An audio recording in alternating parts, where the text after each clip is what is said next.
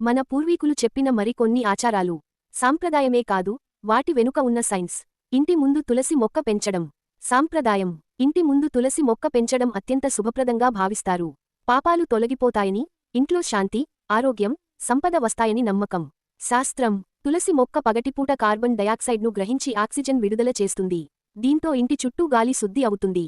తులసి ఆకుల్లో ఉన్న యాంటీబయాటిక్ మరియు యాంటీ ఇన్ఫ్లమేటరీ గుణాలు రోగనిరోధక శక్తిని పెంచుతాయి. రాగి పాత్రలలో నీరు. సాంప్రదాయం. పూర్వకాలంలో రాగి పాత్రల్లో నీరు తాగితే ఆరోగ్యం బాగుంటుందని, శరీరం శుద్ధి అవుతుందని భావించేవారు. శాస్త్రం.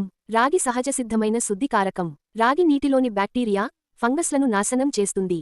తాగిన నీరు శరీరానికి శుద్ధి శక్తిని ఇస్తుంది. రోగనిరోధక శక్తి పెరుగుతుంది. మంటలు తగ్గుతాయి. రాత్రి అద్దంలో చూడకూడదు. సాంప్రదాయం. రాత్రివేళ అద్దంలో చూడటం అపశకునమని, నెగటివ్ ఎనర్జీ పెరుగుతుందని అంటారు.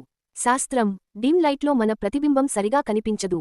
మనకే మనమే వేరొకరు ఉన్నట్టుగా అనిపించి భయం, ఆందోళన, ఒత్తిడి పెరుగుతుంది.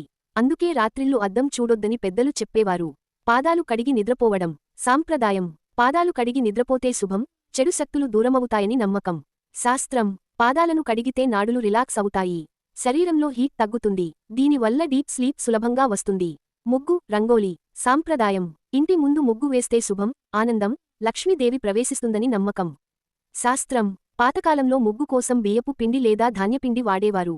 దాంతో చీమలు, చిన్న పురుగులు బయటే ఫుడ్ తీసుకుని ఇంట్లోకి రాకుండా ఉండేది. ఇది సహజమైన పెస్ట్ కంట్రోల్.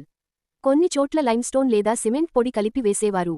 ఇవి పురుగులను దూరం పెట్టే గుణం కలిగి ఉండటంతో ముగ్గు పెడితే చెడు శక్తులు లోపలికి రావు అన్న నమ్మకం ఏర్పడింది.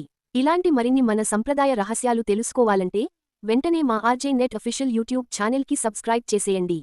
బెల్ ఐకాన్ కూడా ఆన్ చేసుకుంటే కొత్త వీడియో వచ్చిన వెంటనే మీకు నోటిఫికేషన్ వస్తుంది.